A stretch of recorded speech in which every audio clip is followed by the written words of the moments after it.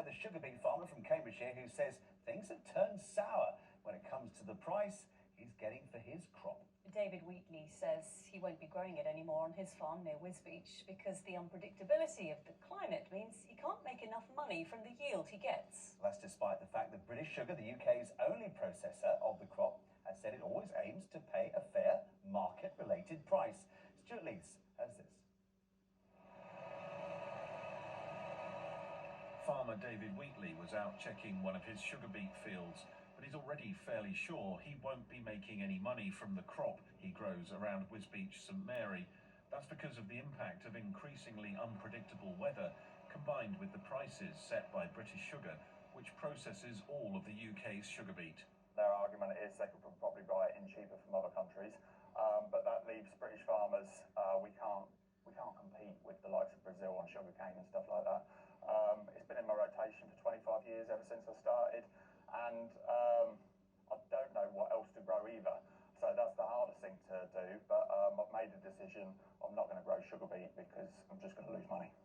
The price is set a year in advance with a fixed amount paid for 65% of the crop and then a variable amount for the rest. Too much rain makes it difficult to harvest the beet, but this year's dry summer has meant the crop hasn't grown enough to give David the yield he needs to make money. Last year, I didn't think it was going to get any worse because we had a really wet year. And then this year, there's complete opposite. We've had no rain whatsoever. And sugar beet's a crop, it needs water to bulk up in order to make the yield. And it's just not been there. One way to increase yield is to give the crop more time to grow, but it can be risky.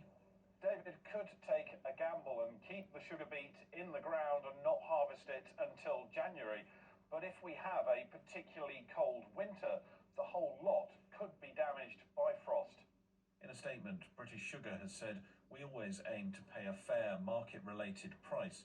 The offer for next year's crop reflects a challenging market and includes a range of options to suit all appetites for risk and reward."